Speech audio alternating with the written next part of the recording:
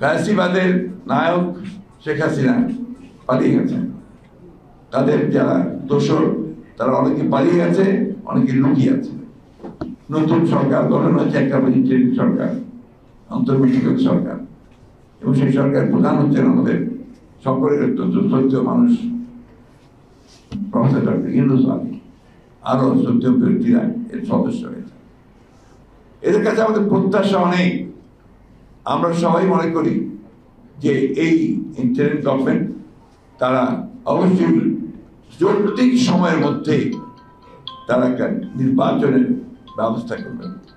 আমি নির্বাচনের কথার উপরে খুব জোর দিতে চাই, এবং যে সংস্কারের প্রসঙ্গে এসছে, সবসময় আসছে, সেই সংস্কারের ব্যাপারেও নির্বাচনটা অত্যন্ত গুরুত্বপূর্ণ। কারণ final authority is the people. সেটা কিভাবে আসবে? সেটা অবশ্যই একটা নির্বাচিত পার্লামেন্টের মধ্য দিয়ে তাদের মাধ্যমে সেটাকে আসতে হবে, এর কোনো বিকল্প নেই। সুতরাং কয়েকজন ব্যক্তি একটা সংস্কার করে দেবেন এটা আমি বিশ্বাস করি না। আমি বিশ্বাস করি জনগণের অংশগ্রহণের মধ্য দিয়ে তাদের মাধ্যমে কিন্তু সেই সংস্কার আসতে হবে। আমরা বিশ্বাস করি যে আমাদের এখন যারা ইন্টারিম গভর্নমেন্টে কাজ করছেন তারা সবাই অত্যন্ত আন্তরিক, তারা যোগ্য মানুষ, কিন্তু আমরা এটাকে আরো ভিজিবল দেখতে চাই, আরো দৃশ্যমান দেখতে চাই। আমরা দেখতে চাই যে প্রধান উপদেষ্টা তিনি অতি দ্রুত জনগণের সামনে তিনি কি করতে চান তা উপস্থাপন করবেন, একটা রোড ম্যাপ দিবেন যে কিভাবে তিনি অতি দ্রুত একটা নির্বাচনের ব্যবস্থা করবেন, কিভাবে তিনি প্রয়োজনীয় সংস্কারগুলো ঘটিয়ে তারা জনগণের একটা স্বস্তি দিয়ে তার সামনের দিকে এগোবেন এবং নির্বাচনের ব্যবস্থা করবেন। আমরা দেখতে চাই না যে সমস্ত ব্যক্তিরা হাসিনার পাশে থেকে, হাসিনার সঙ্গে থেকে তার দোসর হয়ে তারা মানুষের উপর নির্যাতন নিপীড়ন করেছে, লুটপাট করেছে, দেশের পাচার করে দিয়েছে, তাদেরকে আমরা আশেপাশে দেখতে চাই না। তাই পত্রিকায় যখন আমরা ছবি দেখি যে ওই সমস্ত লোকেরা আবার সংগঠিত হয়ে বিভিন্ন গুরুত্বপূর্ণ ব্যক্তিদের সঙ্গে দেখা করছেন, তখন আমরা একটু উদ্বিগ্ন হই, চিন্তিত হই।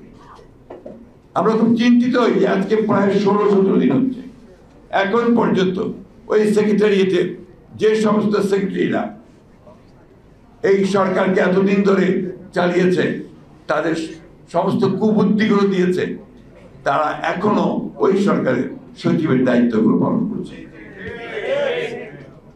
আমরা দেখতে চাই না। আমরা দেখতে চাই যে অবিলম্বে ওই ব্যুরোক্রেসিতে যারা প্রো পিপুল আছেন, যারা জনগণের সঙ্গে সম্পৃক্ত আছেন, সে আইন মেনে সব মেনেই তাদেরকে আমরা পাশে দেখতে চাই।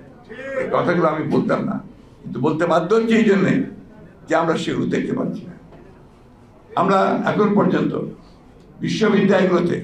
বিদ্যালয়গুলোতে কোনো ভাইস চ্যান্সেলর নিয়োগ দেওয়া হয়নি, অথচ ভাইস চ্যান্সেলর ইতিমধ্যে রিজাইন করেছেন। আমরা দেখতে চাই যে ভাইস চ্যান্সেলর নিয়োগ দেওয়া হচ্ছে যাদের সকলের কাছে গ্রহণযোগ্যতা আছে। এই সমস্ত আমরা দেখতে চাই যে আইন শৃঙ্খলা পরিস্থিতি নিয়ন্ত্রণের ব্যাপারে তারা অত্যন্ত সচেষ্ট। এই ব্যাপারে আমরা তাদেরকে সর্বাত্মক সহযোগিতা দিয়েছি, দেব এবং এখন দেব, সব রকম প্রতিশ্রুতি আমরা দিচ্ছি। রাজনৈতিক দলগুলোর সঙ্গে এখন পর্যন্ত এই সরকারের সত্যিকার অর্থে কোনো এজেন্ডা ভিত্তিক কোনো আলোচনা হয়নি, কিন্তু রাজনীতি ছাড়া তো এটা হবে না। রাজনৈতিক দলগুলোর মতামত আনতে হবে। রাজনীতি ওই জায়গাটাই রাজনীতি, যে জায়গায় তারা বসে আছেন ইন্টারিম গভর্নমেন্টে, এইটাই হচ্ছে রাজনীতির জায়গা। কারণ এখান থেকেই তো দেশের সবকিছু ভবিষ্যৎ নির্ধারিত হবে। সুতরাং যারা রাজনীতি করছেন তাদের সঙ্গে অবশ্যই তাদেরকে মত বিনিময় করতে হবে। ছাত্র নেতৃবৃন্দ যারা আজকে সহযোগিতা করছেন তাদের কাছেও আমাদের অনুরোধ হচ্ছে না।